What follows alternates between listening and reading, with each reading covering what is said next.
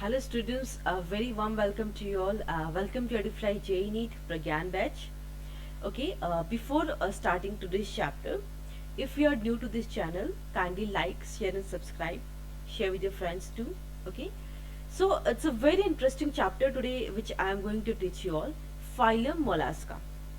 Soft bodied animals हैं. ठीक है, तो what today will do is before starting today's chapter let's see a interesting video that was shot bye me on Andaman. Okay, first we'll see a video and then we'll start today's class. Okay, see, this is a short video which I am showing you.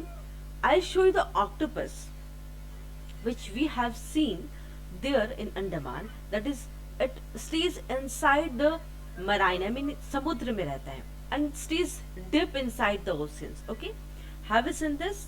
This is the octopus. Okay, this, it's not so clearly visible because it is totally inside the oceans and it's not recommended to us, that will destroy the corals, so we can't go too much inside the water, so it's the visibility is not that clear, but I am showing you, you will see more clear visible image of octopus. Okay, we'll proceed the video in front, then you can see. Okay, see, this is the octopus which I am showing you.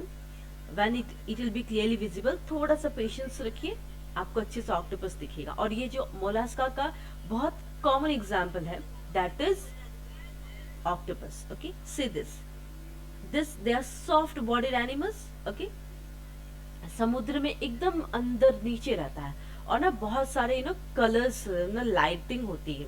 If रात में अगर वो दिखते हैं, अगर night के visibility में उनका जो बॉडी होता है बहुत सारे कलर्स में दिखते हैं. ठीक है, so this is the octopus. Okay, this one, have you seen this one? This is the octopus which is I hope it's visible to you all. This is the octopus. This one, वो बहुत अंदर रहते हैं एकदम solitary आराम से, उनको space बहुत चाहिए होता है. देखो आसपास इतने कोरल्स नहीं है, थोड़े बहुत डेड कोरल्स हैं. ठीक है ना, तो इनको स्पेस बहुत चाहिए होता है. सी दिस स्पेस, ये स्पेस इनके आसपास बहुत सारे स्पेसेस है. सो this is octopus. Okay, I hope आप सबने ऑक्टोपस देख लिया कि समुद्र में कैसे दिखते हैं. दिस आर अदर एनिमल्स और you can say this are corals जो दिखाया है यहाँ पे. This are all corals, brain corals है, डेड कॉरल्स है. ठीक है, फिंगर कॉरल्स है, टाइप्स ऑफ कॉरल्स दिखेगा आपको, सी एनिमल है, बहुत सारे एनिमल्स हैं. My main motto was only to show you the octopus how it is seen inside the oceans. Okay, chalo, then now we'll see the next slide that says this to a very familiar example of phylum mollusca. ठीक है, तो ये बहुत familiar example है phylum Mollusca का, जैसे कि second वाला जो मैंने अभी दिखाया आपको, जो समुद्र में अभी हमने देखा ऑक्टोपस. देखा कि नहीं, सबने देखा. Okay, so this is the octopus and the first one is, this is phyla. Okay, and this diagram is from NCERT textbook. Okay, these two are very common, a very familiar example of phylum mollusca. Clear है?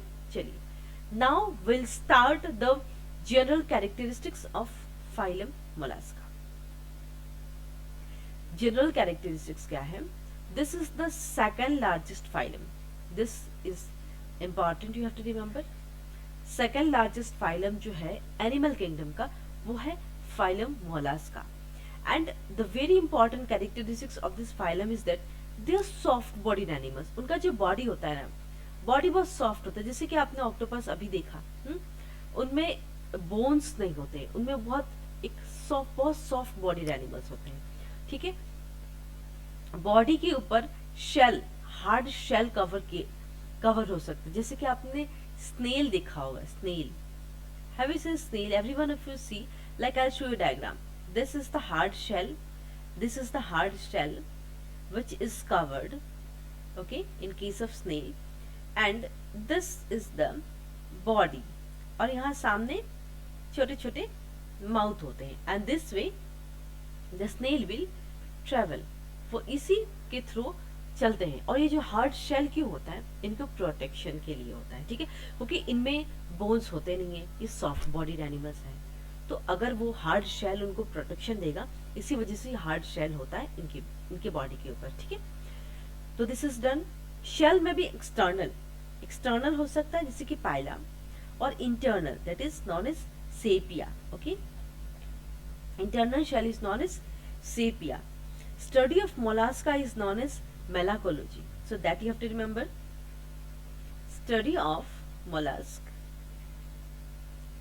Study of mollusk. क्या कहते हैं इसको? Malacology. And study of their cells. Study of their cells is known as conchology. Okay, study of their cells is known as conchology. So these are the two terminology for your information. Okay, study of mollusks and study of their cells, you have to remember. Okay, उनकी body कैसे होती है, second largest phylum, all the important information is for all your students. Habit and habitat कहाँ पाए जाते हैं? Habit, molluscs are terrestrial, that means land पे भी पाए जाते हैं. जैसे कि लैंड का बहुत कॉमन एग्जाम्पल है स्नेल, और मैराइन होते हैं जैसे कि ऑक्टोपस. ऑक्टोपस जो है मैराइन, समुद्र के अंदर है, बाहर नहीं आते, वो पानी के अंदर ही रहते हैं. Octopus stays inside the water. Okay, so जो मोलास्क्स हैं basically they stay on land and also on the marine also. ठीक है. Next is body form. The body has a variety of shapes and is usually unsegmented. So this you have to remember कि उनकी body पे segment किसे कहते हैं. Suppose this is the animal, उसकी body पे अगर इस तरह की लाइनिंग होगी, इसी को कहते हैं सेगमेंट. ठीक है. लेकिन जो मोलस्क होते हैं उनकी बॉडी पे ऐसे लाइनिंग नहीं होती है, तो इनका जो बॉडी होता है दैट इज अनसेगमेंटेड. क्लियर है? चलो. नियोपिलिना is the only segmented mollusk. Okay, so this is the exception, you can remember. This is the exception, and exception always question comes from the exception part. Clear है?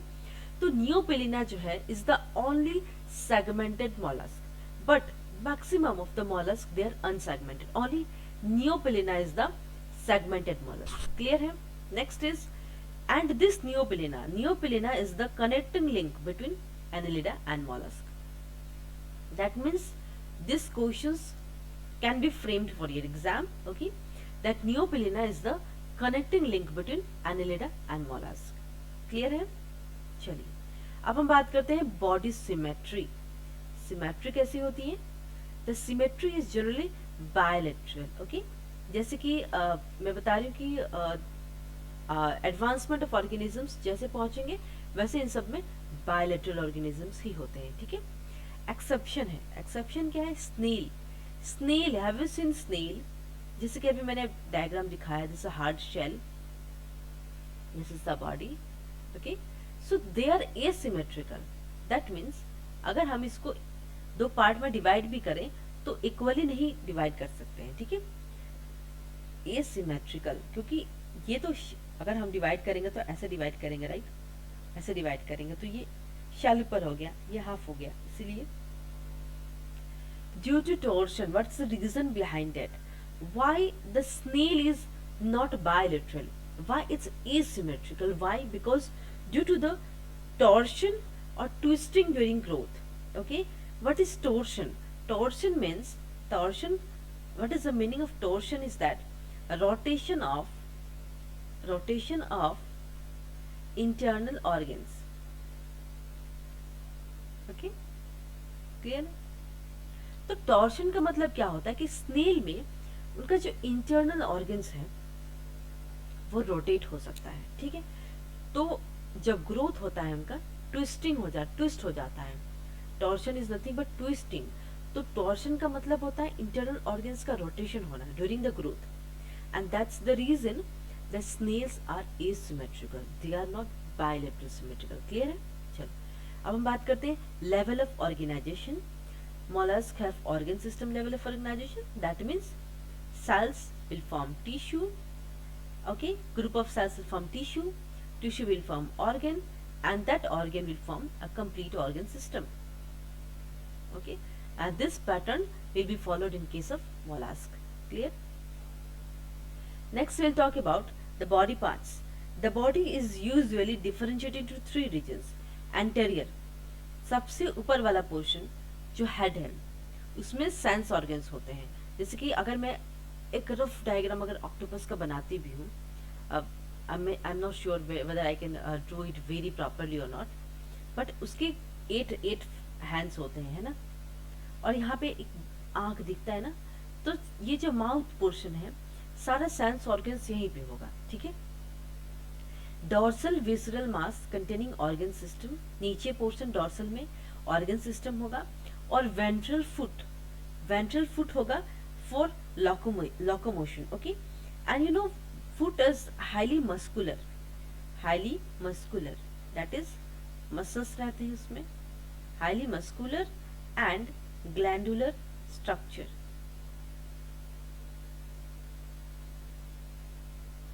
ठीक है. तो इस foot के through organisms of mollusc क्या करते हैं, what they do is that they digging में हेल्प करते हैं, डिग करने के लिए. ठीक है. Next it will help them in swimming. Next it will help them in crawling. Clear है? Done. So this is the function of foot that is present in case of mollusk. First is it will help in digging, swimming and crawling. Crawl करके चलने में. और foot कैसा होता है? It's highly muscular and glandular structure. Clear? चलो.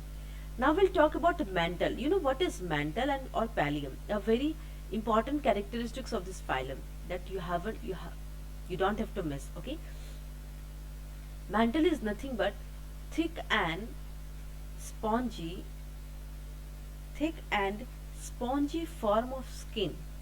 Okay, thick होता है, sponge देखिए आप, sponge का तरह उनका skin होता है, which is covering the internal organ.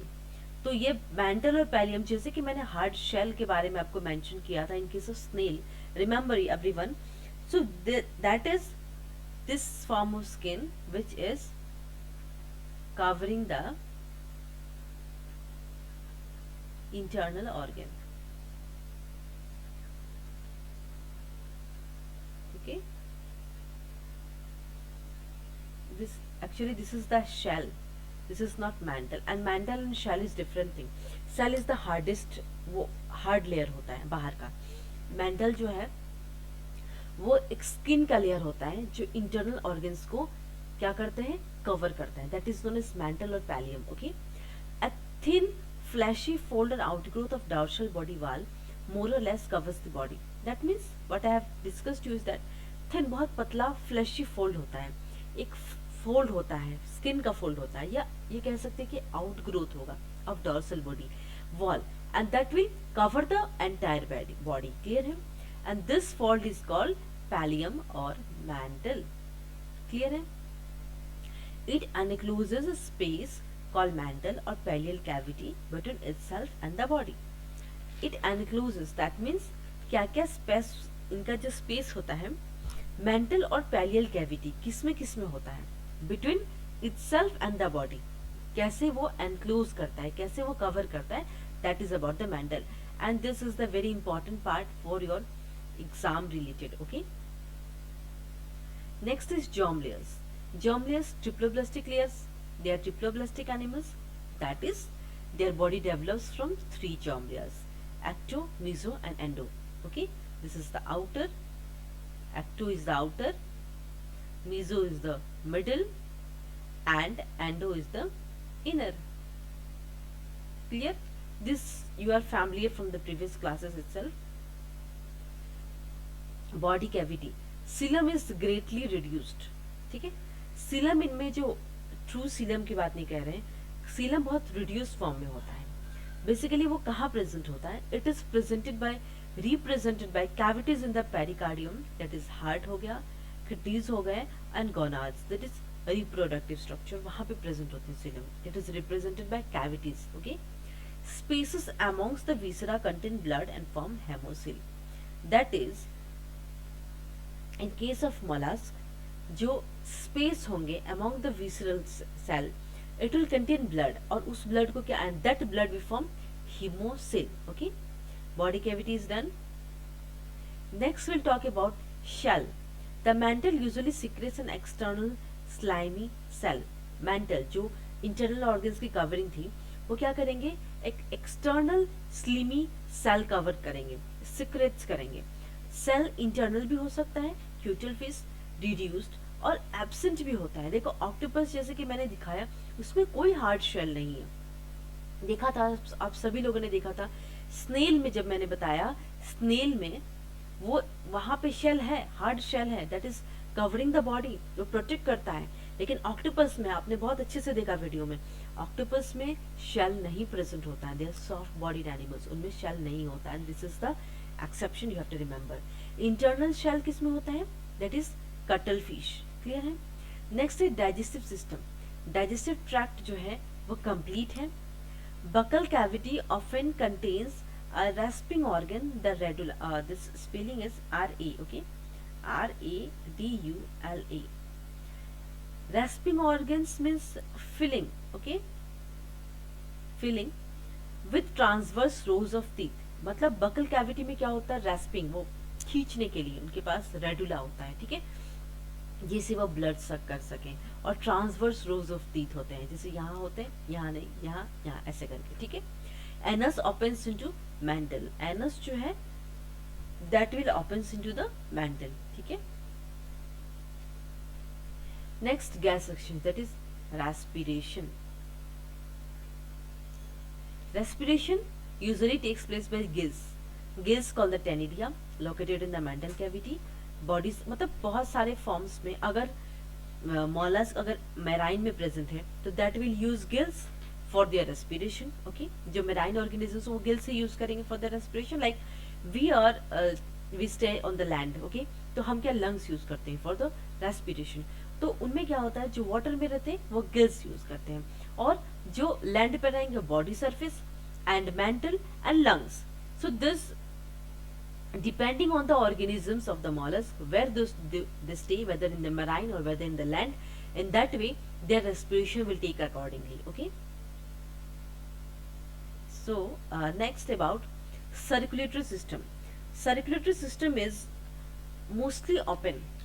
Close circulatory system नहीं है, दैट मीन्स ब्लड जो है ब्लड वेसल्स के अंदर फ्लो नहीं करेंगे. क्लियर है.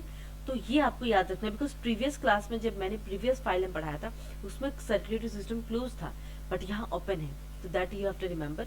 It includes dorsal, pulsatile heart and few arteries that open into sinuses. That means dorsal heart होता है, वेंट्रली होता है, फ्यू आर्टरीज, थोड़ी आर्टरीज होते हैं जो साइनसेस में ओपन होते हैं. ब्लड, सबसे बात इंपॉर्टेंट होती है ब्लड. ब्लड क्या होता है, it is a copper containing, and you know the blood of this organism is very interesting part. In case of mollusk, उनका blood red नहीं होता है, उनका blood क्या होता है, it contains a copper containing blue respiratory pigment, and the name of that pigment is hemocyanin. So this is important for your need purpose and for your information even, that their blood color, like in humans we have a red color blood, but they have copper containing blue respiratory pigment, that is hemocyanin. The cephalopods have closed circulatory system. अब exception आ गया कि cephalopods जो है वो भी mollusk में है, लेकिन वो उनके अंदर क्लोज सर्कुलेटरी सिस्टम होता है, but maximum of the mollusk they have open circulatory system. Clear है. Next is excretory system.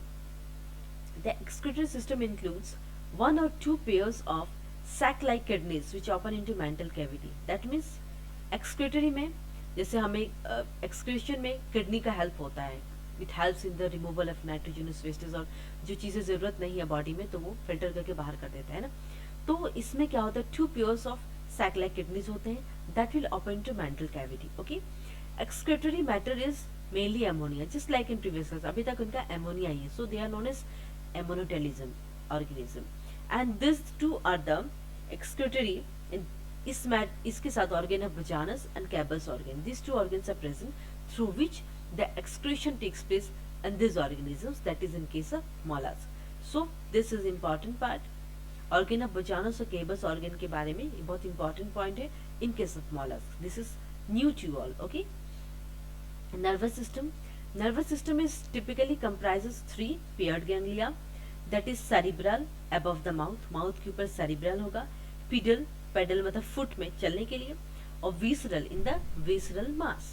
Okay, ganglia are interconnected by commissures and connectives. And what is commissures? Commissures क्या होते हैं? This terminology is new to you all, so I'm explaining what is commissures. Commissures means it will join similar ganglia. It will join similar ganglia. Commissure क्या करते हैं? It will join similar ganglia. Okay. And what is connective? Connective जो है वो क्या करते हैं? Connective will link dissimilar ganglia. ठीक है, तो कॉम्यूजस और कनेक्टिव का क्या रोल होता है वो मैंने बता दिया. ऑक्टोपस जो है उन्हें उनका जो ब्रेन है that is highly developed brain, so that you have to remember. Okay, octopus का जो ब्रेन है among all the mollusc, octopus is highly developed brain. Okay, next is sense organs include eyes, statocyst for equilibrium. Okay, so this terminology is new to you all, so you have to remember. Statocyst for balancing that organisms. Okay, for equilibrium you can say. Osphadia for testing chemical and physical nature of water. Osphadia जो है ये एक important organ है जो present होते हैं किसमें? Mollusc में, जो क्या करते हैं ना कि इससे हम वाटर की फिजिकल और केमिकल टेस्टिंग कर सकते हैं कि वाटर कितने लगता केमिकली हार्मफुल है. ठीक है, बहुत इंपॉर्टेंट ऑर्गेनिजम्स है ये, ऑस्ट्राडिया इनमें प्रेजेंट होता है. ठीक है, याद रखिएगा. Next is reproductive system. Sexes are usually separate, that means separate का मतलब हुआ मेल एंड फीमेल दोनों के ऑर्गन्स सेपरेट होंगे. ठीक है, गोनाड्स हैव डक्ट्स, लेकिन इनमें एसेक्सुअल रिप्रोडक्शन नहीं होता, that means they have only sexual reproduction. Next will talk about fertilisation. Fertilisation में भी एक्सटर्नल और इंटरनल. ओके, डेवलपमेंट कैसा होता है? लाइफ हिस्ट्री में भी डायरेक्ट और विद लार्वा नेम्ड ग्लोचिडियम और वेलिगर. ठीक है, तो इनका लाइफ हिस्ट्री में क्या होता है? Life history of this animals that is in case of mollusc, अगर उनका डेवलपमेंट डायरेक्ट भी हो सकता है और इनडायरेक्ट. अगर इनडायरेक्ट है तो उनमें लार्वल स्टेजेस होंगे. The larval stages include glochidium और veliger. So this is all in case of each and every phylum which I have discussed with you have to remember the larval stages. Larval stages are important. Okay, next these are the important examples related to phylum mollusk. Mussels, okay, oysters, snails, slugs, squids, cuttlefish, then giant squid. Giant squid जो है, this is known as Archaetanthus and this is the largest invertebrate. So this you have to remember, and each and every examples of mollusk is important for you all. You should know which organisms belong to phylum mollusk. Okay, Aplysia is known as sea hare and chiton. So these are the important examples of phylum mollusk. ठीक है ना, तो mollusk इतना ही तक था, which I have covered everything. Okay, clear? So with this I have completed today's class, that is phylum mollusk. Okay, if you have any doubts regarding any class, if you have any doubts you can comment me in the comment section or you can WhatsApp me. Okay, so with this I'll conclude my class today. Thank you so much.